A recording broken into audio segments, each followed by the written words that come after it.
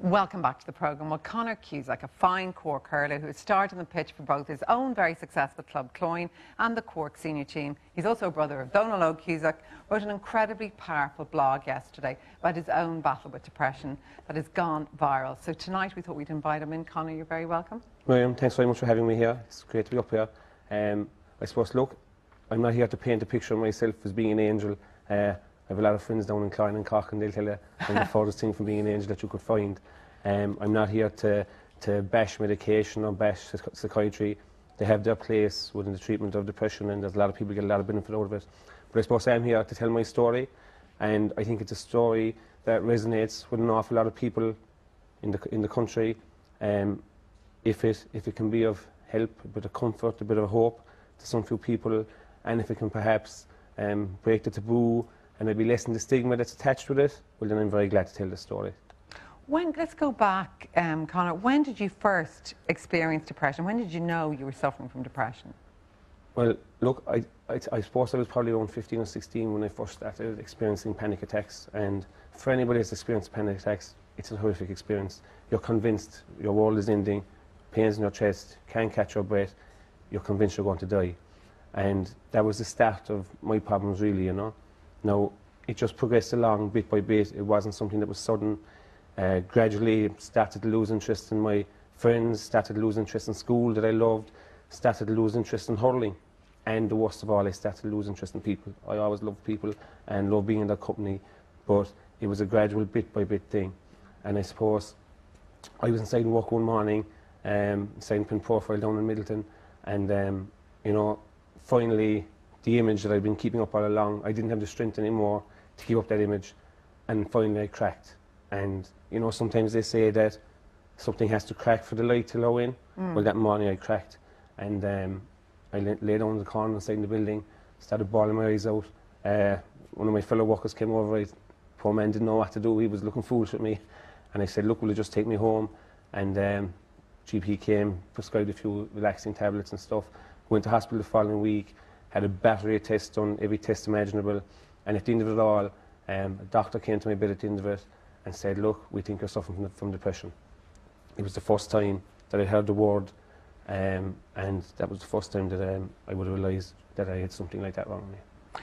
And if for everyone who hasn't read the blog, I mean, you basically retreated your bedroom, didn't you? I mean, it was so bad, you almost stayed in your bedroom a lot and hardly ever came out. Lived in my bedroom, lived in my bedroom. You know, for 5 months, the metre by metre window in front of me, that was my link to the outside world, you know, and there was probably 10 mils of glass separating me from there, but I was a million miles away from that, you know. That was the real world out there. This was a living hell in here for me. I saw the summer pass, I saw the autumn pass, I saw the winter pass through that window.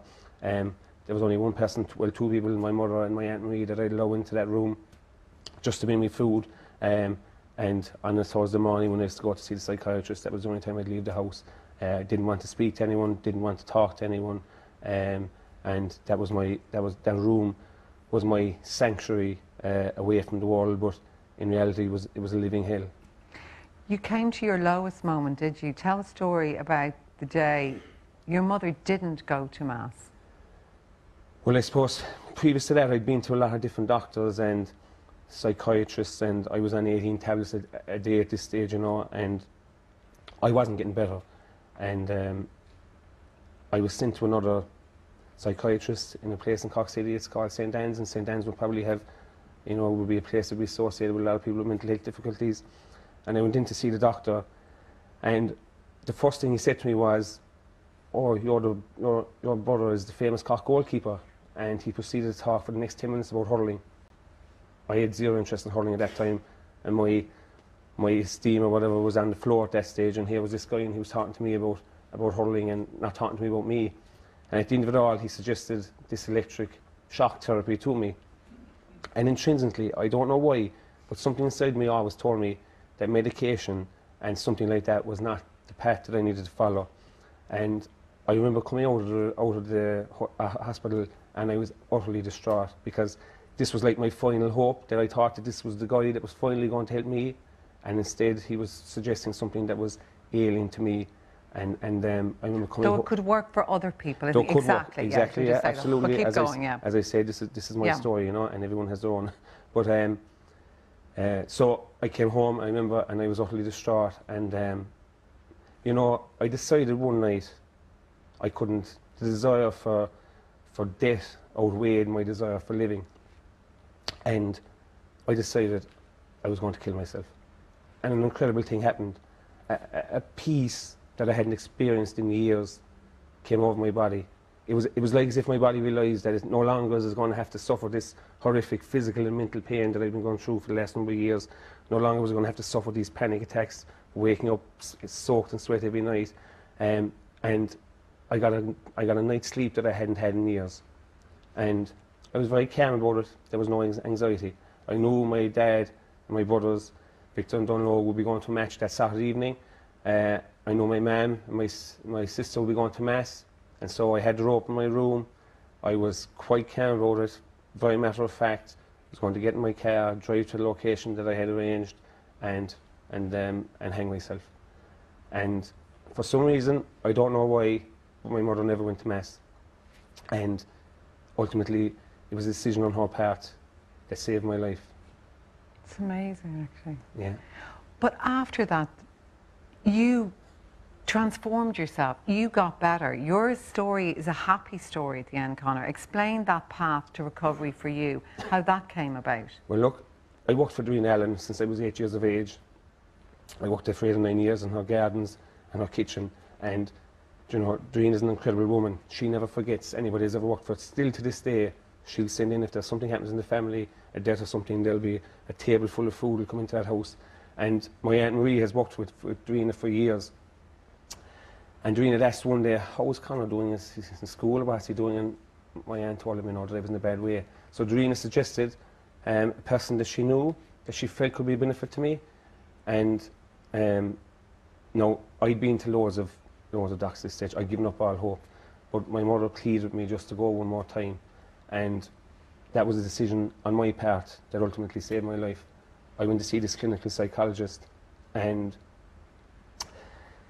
from the moment I met him, I don't know what it was, but from the moment I met him, I knew this is it. I'm going to get better with this person. He is the man that I've been seeking all along. And it was an incredible thing. I remember coming home, my mother driving home, my mother in the car that evening, and I was crying, but it was tears of joy. It was absolute tears of joy, because I knew this was the thing that I've been waiting for all along. And it was an incredible moment in my life, and it was a moment that transformed the whole lot for me, you know. And you're well now, and I know the reason, you said to me earlier, you wrote the blog, and what you want mostly to say tonight is to give hope to other people, don't you, Conor? Absolutely, Miriam. Look, there's people at the moment out there that are going through depression or anxiety, and they're getting treatment. And I just want to say to them, I want to encourage them to stay in the path. It's not an easy journey, it's difficult, and I salute their courage for doing that, and the rewards at the end of it are great. There's another group of people out there that are living with and helping and supporting friends and loved ones that are ill with depression or whatever, or anxiety, whatever. I know the powerlessness that they feel looking at their loved ones, and that, you know, it's not like cutting your leg that you can fix or anything. You know, it's a difficult place for them. But the person themselves might not say it, but inside them, they very much appreciate your support and your comfort. I remember a mother saying to me one time, I will patiently wait till eternity and beyond for my son to get better. So keep giving your love and support. To those people out there that are living a life of silent misery and are afraid to take that step, you're not alone. There's a load of people in your same situation. You know, there's a certain comfort and safety in remaining hidden, but it's a terrible tragedy if you can't be found. And, you know, there's an incredible amount of help and support out there for those people. It's an act of courage and strength, not weakness, to admit that you're struggling. It's an act of courage to say that I need help. But you need to take the first step. You need to take the first step. And I plead with those people to please take that first step. And finally, to those people out there tonight, Miriam, that are perhaps contemplating suicide, I know the terrible torture and pain that you're going through. I know the horrific thing that your day-to-day living existence is. I know that you think that this world and your family and friends and community will be a better place without you in it. But I guarantee you, it won't. It's not. The destruction and the pain that's left in families with someone that commits suicide is incredible. And the distress that they're going through now is nothing compared to what it would be without you in the world. You know, as human beings, you know, we're a once-off phenomenon in this universe. Of all the billions of people that have ever lived, all the billions that are going to come after us, there'll never again be another Mary McCallum.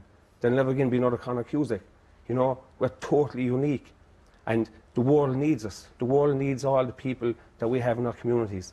So, you know, I promise those people that are in that terrible place, there's a place within them. It's a place of peace, it's a place of joy, it's a place of love, it's a place of hope. And it's waiting for them to rediscover it. It's waiting for them to rediscover it.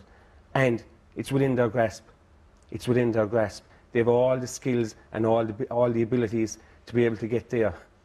And the thing about it, Miriam, is these people, they'll emerge stronger people.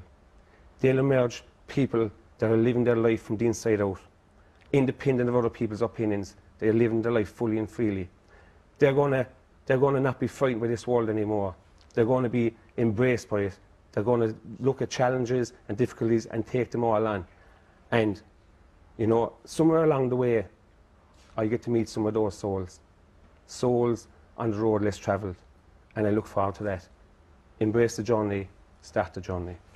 Conor, thank you so much for coming in tonight. And I know you wanted to thank everybody, including your family and friends and everyone in the GAA and your club. Conor Cusack, you're wonderful. Thank you so much for coming in. And listen, talking about anyone who does need any help, obviously we're going to put up some numbers now for the Samaritans, Pieta House, Console and Aware, and the numbers are out there on screen.